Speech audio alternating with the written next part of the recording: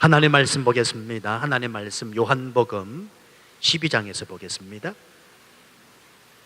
요한복음 12장 12절, 13절, 14절 우리 세 구절 말씀입니다. 우리 합독하겠습니다.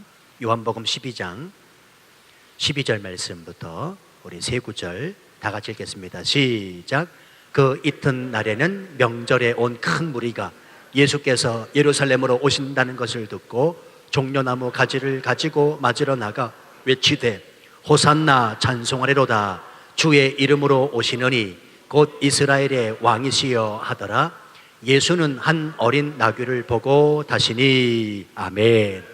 잠깐 기도하겠습니다. 아버지 하나님, 오늘도 성도들 주일을 3일 동안 하나님이 이끄셨다가 오늘 이 밤 찾아 나올 수 있도록 발걸음 인도해 주셔서 감사합니다.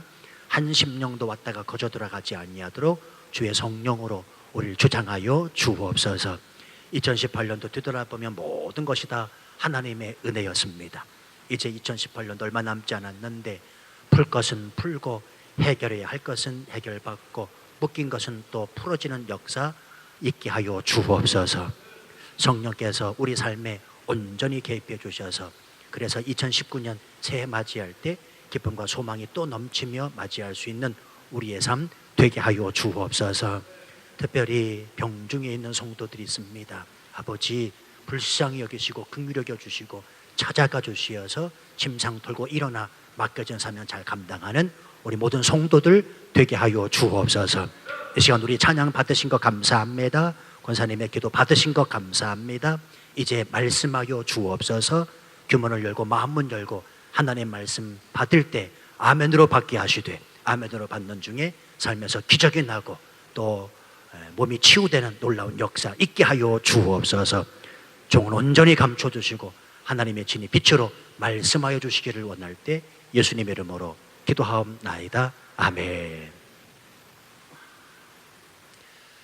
언젠가 한번 예화로 말씀을 드린 기억이 있는데요. 암벽, 해안, 등대를 지키는 등대지기 이야기입니다. 이 사람은 한 달에 한 번씩 관청에서 기름을 받아 등대에 불을 밝혔습니다. 자, 그런데 등대가 마을에서 멀지 않기 때문에 마을 사람들이 이 등대지기에게 찾아와 기름을 자주 얻으러 옵니다. 한 번은 불쌍한 할머니가 등대지기를 찾아와 이렇게 말합니다. 여보게, 돈이 없어 굶어 죽게 되었네. 기름을 조금만 나눠주면 내가 팔아서 끼니라도 대신할 수 있을 테니 기름을 조금만 주게. 이 등대지기는 할머니가 너무 불쌍해서 기름을 조금 나누어 주었습니다. 그런데요, 며칠 뒤에는 동창생이 찾아와 이렇게 말합니다. 차에 기름이 떨어졌으니 기름을 조금만 주게나. 인정상 또 어찌할 수 없어서 이 등대지기가 기름을 또 나눠주게 되었습니다.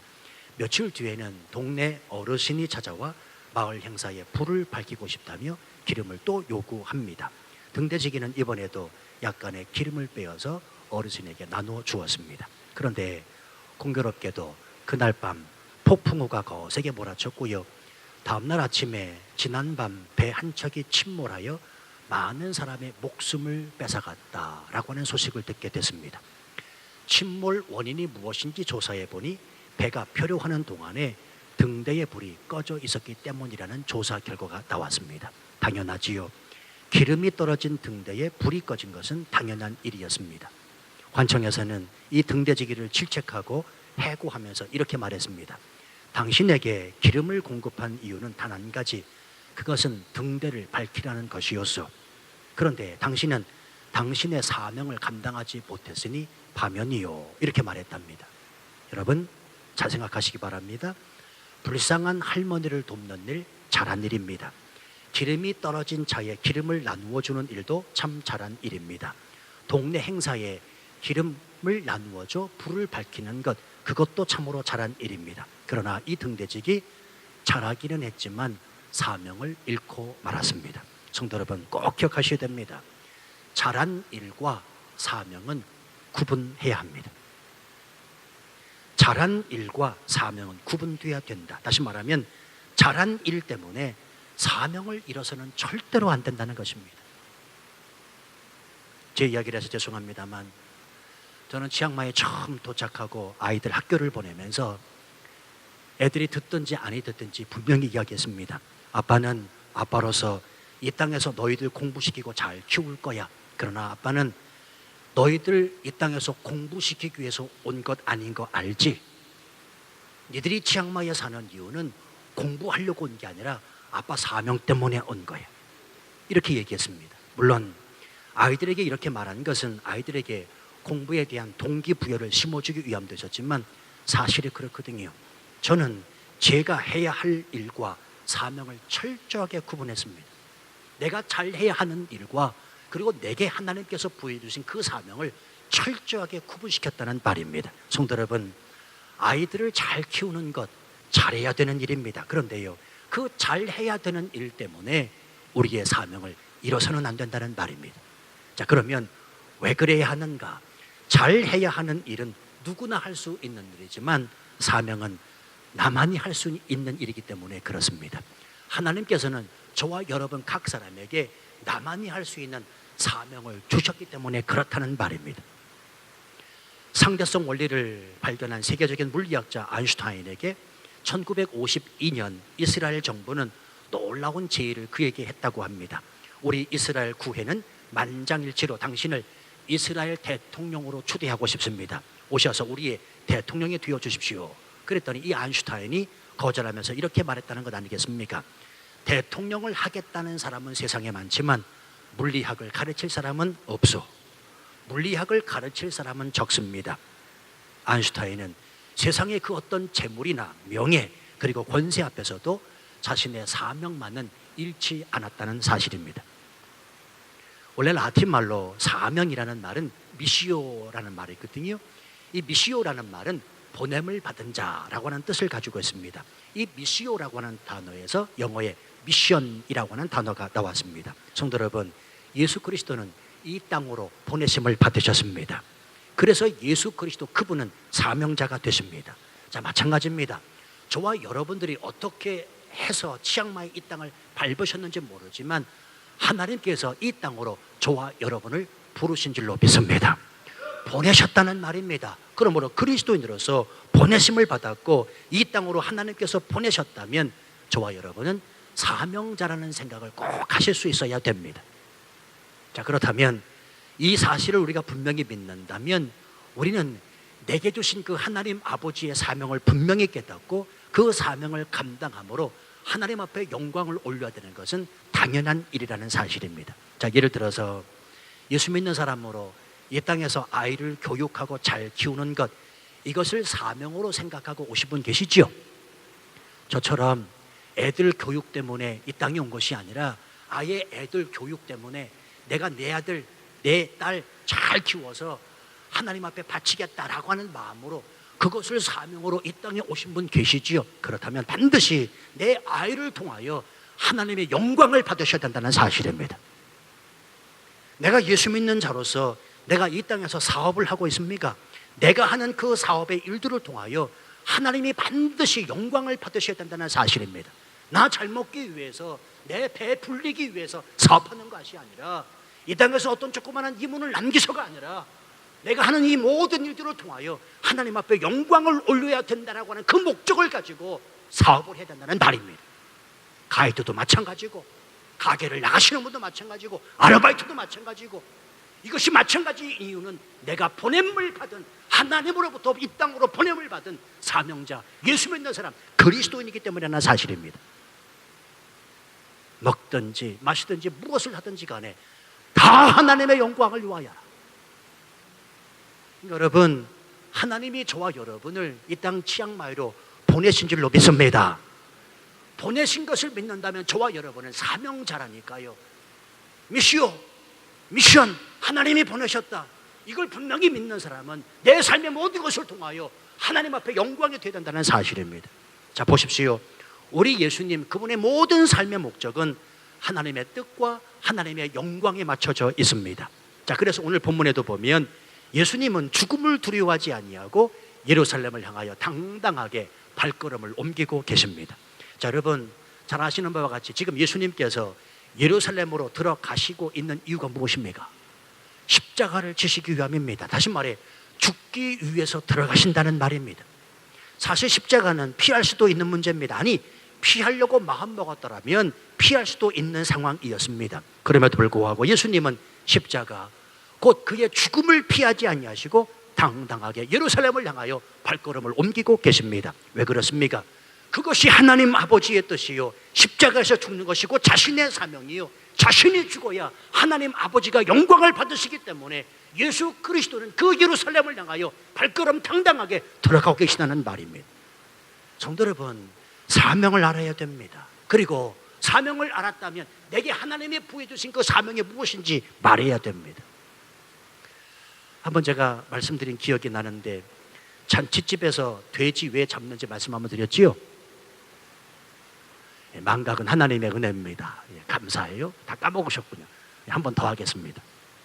어느 날 주인이 잔치를 위해서 소를 잡으려고 하니까 소가 하는 말이 이렇게 말했답니다. 주인님, 내가 죽으면 밭농사는 누가 합니까? 주인이 곰곰이 생각을 해보니 일리가 있는 말이에요. 그래서 개에게로 갔습니다. 그리고 개를 잡으려고 했는데 개가 그렇게 말하더래요. 주인님, 내가 죽으면 집은 누가 지킵니까? 아니, 생각해보니까 그럴듯하거든요. 그래서 고양이에게 갔습니다. 그랬더니 고양이가 또 이렇게 말을 하더래요. 주인님, 내가 죽으면 쥐는 누가 잡지요? 그 말도 그럴듯해서 주인은 돼지에게로 간 거예요. 그런데 돼지는 물어봐도 아무 대답 없이 잠만 자고 있더라는 겁니다. 그저 잠만 자고 있더래요. 그리고 주인이 다가가니 꿀꿀꿀꿀 먹을 거 달라고 이야기하더래요. 그러니까 돼지에 대한 사명을 이야기하지 않더라는 말입니다. 그래서 결국 주인은 사명 없는 돼지를 잡아 잔치마다 잡게 된 이야기가 전해 내려오고 있습니다. 믿거나 말거나입니다. 여러분, 사명을 잃으면, 사명을 말하지 않으면 우리 인생 죽는다는 겁니다. 하나님이 내게 맡겨진 사명이 무엇인가? 여러분 잘 생각해 보십시오. 지금 답하실 수 있어야 됩니다. 하나님이 내게 맡겨진 사명이 무엇인가? 예, 하다못해 내가 건강을 회복하는 것이다. 이것도 사명일 수 있습니다. 그래서 필드에 나가는 것, 그거 뭐라고 그럴 사람 없습니다. 그걸 사명이면 나가셔야죠. 운동하셔야죠. 아침부터 저녁까지 운동하셔야죠. 내 자녀를 키우는 것, 그게 사명이라면 예, 좋습니다. 그걸 통하여 하나님 앞에 영광 올리시면 됩니다. 어떠한 사명이든지 간에 저와 여러분, 이 땅을 밟고 있는 사람은 모두가 다 하나님으로부터 주어진 사명이 있다는 말입니다. 그 사명을 말해야 됩니다. 그 사명을 잃으면 안 됩니다. 사명을 말하지 않고 사명을 잃으면 죽은 돼지와 같다는 똑같은 말입니다.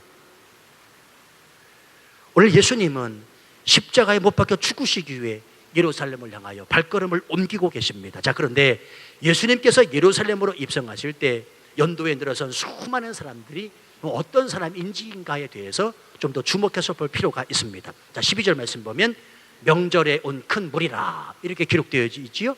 다시 말하면 6월절 명절을 지키기 위해서 예루살렘으로 모여든 순례객들을 뜻합니다. 역사가 요세푸스에 의하면 이 당시 6월절 축제를 즐기기 위해서 인근 주변에 많은 흩어진 유대인과 이방인 순례객들이 예수님을 예루살렘을 찾았는데요, 무려 인파가 100만 명이 넘는다라고 하는 기록이 있습니다. 그러니까 지금 엄청난 사람들이 예루살렘에 모여든 겁니다. 자, 그런데 여러분, 지금 예루살렘에서 예수님을 맞이하는 사람들은 누구라고요? 흩어진 유대인들과 이방인 순례객들이 아니라는 말입니다. 흩어진 유대인과 이방인 순례객들입니다. 다시 말하면 본토 유대인들은 그 예수님의 예루살렘 입성을 맞이하지 아니하고 누가 지금 예수님의 그 예루살렘 입성을 환영하고 맞이하고 있냐면 흩어진 유대인들과 6월절 절기를 지키기 위해 예루살렘에 온 이방인 순례객들이 그 예수님의 예루살렘 입성을 환영하고 있다는 말입니다. 자, 그렇다면 의구심 한 가지가 드실 거예요. 본토 유대인들은 어디 갔는가? 자, 물론 이 무리 중에는 본토 유대인들이 다소 섞여 있을 수도 있습니다. 그런데 오늘 요한복음의 기록자인 이 요한은 이 부분을 명확히 기록해 주고 있습니다. 명절에 온 큰 무리가, 본토 유대인이 아니라 명절을 맞이하여 인근 흩어진 유대인들과 이방인 순례객들, 명절에 온 큰 무리가 예수님의 이 예루살렘 입성을 환영하고 있다는 것을 분명히 기록해 주고 있다는 말입니다. 다시 말씀드리면 이 말은 예수님이 십자가 죽음의 사명을 완수하시기 위해서 예루살렘을 향하여 발걸음을 내딛고 계신데 철저하게 자신의 나라 본토 유대인들에게는 외면당하고 있는 모습을 보게 됩니다. 이것은 마치 사랑하는 가족에게 버림받은 것과 같고요, 정든 자신의 고향 사람들에게, 자기 민족 사람들에게 환영받고 있지 못함을 여실히 보여주고 있는 대목이라는 말입니다. 우리는 여기서 사명자가 누구인가 첫 번째 알 수 있습니다. 사명자는 외로움을 가지고 묵묵히 제 길을 가는 사람이라는 것입니다. 그 누가 자기를 알아주지 않아도 상관없습니다. 가족이 반대할 수 있고요, 내 친구가 되어줄 수 있겠다 싶은 사람이 나를 배신할 수도 있습니다. 그럼에도 사명자는 하나님이 자신에게 맡긴 사명이 누가 자기를 알아주는 것보다 더 크다는 사실을 알기 때문에 묵묵하게 아무 말 없이 앞을 향해 가는 사람이라는 것입니다. 여기도 지금 우리 선교사님들 계시는데, 때때로 저는 선교사님들을 생각하면 저분들은 얼마나 외로우실까 하는 것을 생각해 보게 됩니다. 여러분, 김 목사야 속상하고 좀 마음 좀 허하면 여러분들에게 있는 그대로 다 이야기하잖아요. 개인적으로 이야기하지 않더라도 이 강대상 가서 다 쏟아내잖아요. 그렇죠? 근데 이 선교사님들은 아무래도 감정을 다 쏟아서 이야기하기는 너무 어렵잖아요. 태국말 20년을 공부해도요, 감정을 다 쏟아서 말하기가 어렵다고 선교사님들이 말씀하시더라고요. 그러니 그 마음 얼마나 답답하고 속상하고 그리고 외롭겠냐는 말이에요. 그럼에도 불구하고 사명자니까, 하나님께서 내게 맡겨진 사명이니까 외로워도 속상해도 힘들어도 묵묵히 이 선교지 이곳 치앙마이에서 선교 사역을 감당하고 계신다, 저는 그렇게 생각합니다. 근데 여러분, 진짜 사명자는 외롭습니다. 진짜 사명자는 힘듭니다. 진짜 사명자라면 사람 때문에 속상합니다. 갈매산에서 바알과 아세라를 섬기는 선지자들과 800대 1의 싸움에서 승리한 위대한 선지자 엘리야를 보시길 바랍니다. 그도 사명은 완수했지만 얼마나 힘들고 외로움에 지쳤으면 로뎀 나무 아래에 엎드려 죽기를 구했겠냐는 말이에요. 지금 예수님을 기억하십시오. 공생의 사역 기간 내내 예수님의 마음을 헤아리는 사람 한 사람도 없습니다. 나사렛 고향 사람들이 예수님을 배척합니다. 가족들이 예수님을 미쳤다고 말합니다. 3년 반 동이나 예수님을 따라다녔던 제자들까지도 그 예수님의 마음, 스승의 마음을 전혀 헤아리지 못하고 있습니다. 그리고 오늘 인류의 죄를 사하시기 위하여 십자가를 지시기 위하여 예루살렘을 향해 가는 그 예수님의 심정을 헤아리는 본토 사람 그 한 사람도 없다는 말입니다. 주변의 순례객들과 흩어진 유대인들, 그들도 마찬가지입니다. 입으로는 호산나를 외칩니다. 그러나 그 외침은 정치적 메시아를 바라는 외침입니다. 죄가 아닌 로마로부터 자신들을 구원해달라는 것입니다. 자, 그럼에도 중요한 사실은 예수님은 묵묵히 자기 길을 가고 계십니다. 여러분 잊지 마세요. 어쩌면 예수님을 믿으면 믿을수록 더 외로워질 수 있습니다. 이건 사실입니다. 예수님을 믿으면 믿을수록 내가 더 외로워질 수 있다. 내 아내가 없어서가 아니라, 내 남편이 없어서가 아니라, 자식이 없어서가 아니라, 성도가 없어서가 아니라 사명자이기 때문에 어쩌면 예수님을 더 믿으면 믿을수록, 더 알아가면 알아갈수록 외로울 수밖에 없다는 사실입니다. 그때는 반드시 이 생각을 하셔야 됩니다. 아, 내가 사명자라 그렇구나. 내가 사명자라서 지금 외로운 거구나. 묵묵히 예수님처럼 그 길을 가시면 됩니다. 외롭다고 다른 것으로 풀생각하지 마시고요, 힘들다고 주저앉지 마시고요, 묵묵히 제 길을 가면 된다고요. 누구처럼? 지금 예루살렘을 향하여 한 발 한 발 내딛는 예수님처럼 말이죠. 제가 가끔씩 여러분들에게 말씀드립니다만, 목회하는 거 외롭더라고요. 물론 위로도 됩니다. 외로울 때마다 하나님이 또 위로할 사람을 붙여주시는 것도 경험합니다. 그런데 목회 외롭더라고요. 많은 분들 계시지만 내 마음 같지 않아. 어쩜 이렇지요?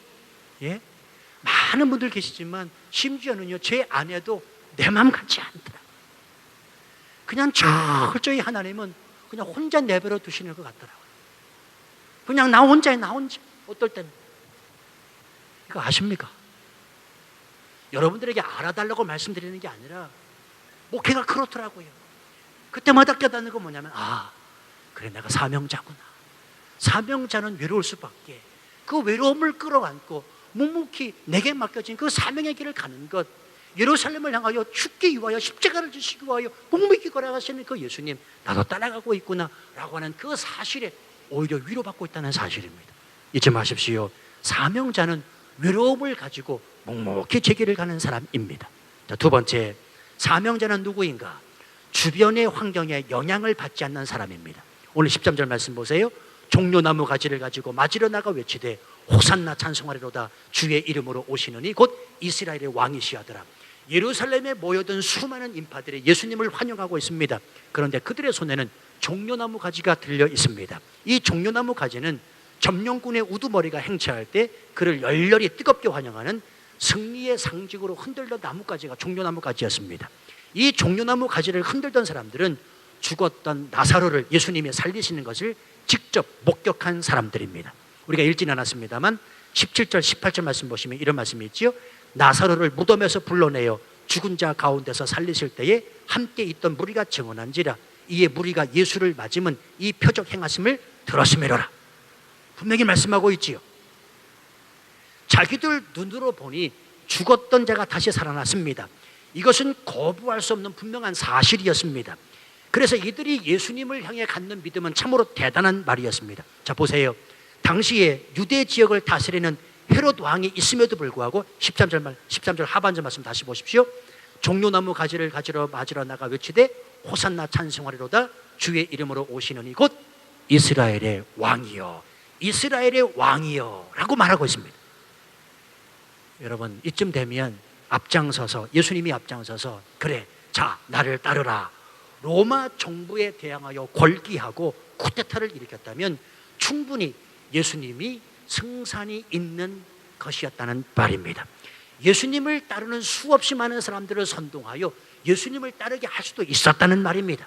그럼에도 불구하고 예수님은 주변의 사람들로 인해서 조금의 미동도 하고 계시지 않습니다. 성도 여러분이요, 진짜 사명자는 주변의 환경에 영향을 받지 않습니다. 일반적으로 사람이 실수할 때가 언제냐면 자신이 정말로 잘하고 있다고 생각할 때 실수한다고 해요. 이 목사님들의 착각 몇 가지가 있습니다. 저도 목사지만 제가 여러분들에게 알려드릴게요. 한번 물어보세요. 조용히 옆에서 여쭤보세요. 목사님들은 자기가 설교를 잘한다고 80%가 생각한대요. 통계입니다. 통계. 녹음을 하잖아요. 저 같은 경우는 녹음을 해놓고 듣는 때도 있고 안 듣는 때도 있습니다. 듣는 때는 언제냐면 오늘 설교 괜찮았는데 라고 생각할 때 듣고요. 오늘 죽 썼다 생각하면 듣지 않습니다. 그런데 대개의 경우에 목사님들이 자기 설교 녹음하고 들으면서 80%가 은혜를 받는답니다. 80%가 은혜를 받는다는 말은 자기가 설교를 잘하는 줄 안다는 말입니다. 여러분, 자신이 정말로 잘하고 있다고 생각할 때 사람이 실수한대요. 다시 말하면 주변에서 자신을 높여줍니다. 당신이 없으면 안 된다고 말합니다. 잘한다고 계속 칭찬해 줍니다. 바로 이때 사람은 실수하기 쉽다는 말입니다. 자기가 정말로 잘하고 있는 줄 착각하기 때문이라는 사실이죠. 성도 여러분, 사명자는 주변의 사람 소리가 아니라 하나님의 소리를 듣는 사람이어야 합니다. 주변의 사람의 영향을 받지 아니하고 주변 환경에 영향을 받지 아니하고 하나님이 자신에게 부여하신 그 사명에만, 그 일에만 올인해야 된다는 말입니다. 자신이 가야 할 길, 자신이 해야 할 일, 자신이 이루고자 하는 모든 일이 하나님 앞에 초점 맞추어져 있는 사람, 바로 그 사람이 사명자라는 사실입니다. 저를 파송한 한국중앙교회 원로 목사님, 이 지복교 목사님 정말 존경받아 마땅하신 분인데요, 이번엔 40년 동안 목회하시면서 오로지 자신이 가야 할 길 3가지를 딱 정해놓으시고 그 누가 뭐라고 이야기해도 주변 환경에 아랑곳하지 아니하고 이 3가지를 향해서 묵묵히 걸어가셨습니다. 어제가 한번 말씀하시더라고요. 첫 번째가 뭐냐면 주님 사랑, 두 번째가 뭐냐면 교회 사랑, 세 번째가 뭐냐면 성도 사랑입니다. 이분은 40년 내내 주님 사랑, 교회 사랑, 성도 사랑, 주님 사랑, 교회 사랑, 성도 사랑, 40년 내내 주변 사람의 영향을 받지 아니하고 주변 환경에 영향을 받지 아니하고 올곧이 그 길을 향해서 가신 거예요. 그래서 그분에게 이야기를 들어보면, 야, 나도 그렇게 가야 되는데. 근데 어디 김 목사 그렇습니까? 그렇지 않잖아요. 저도 이리 흔들리고 저리 흔들릴 때 있습니다. 환경에 영향을 받는다는 말입니다.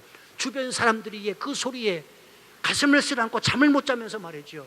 마음 아파할 때도 많이 있다는 말입니다. 아니 정말로 하나님의 소리를 듣는 사명자라면, 하나님의 소리를 듣는 목사라면, 목회자라면 그러지 말아야 되잖아요. 오늘도 몇몇 분들하고 식사하면서 이 목회자들이 스트레스를 받는다는 거죠. 스트레스. 근데요, 목회자들이 스트레스를 받는 거, 이게 참 불신앙입니다. 그렇죠? 물론 스트레스를 받을 수는 있어요. 그 스트레스를 잘 풀 수 있는 방법이 있어야 되는데, 그 스트레스 때문에 몸이 쇠약해지고 건강을 잃고 급기야는 쓰러진다면 그건 불신앙이죠. 아니 하나님 아버지를 믿는다고 하면서, 하나님을 믿으라고 하면서 자신은 스트레스를 받아 병을 잃고 건강을 잃고 쓰러진다, 불신앙이죠.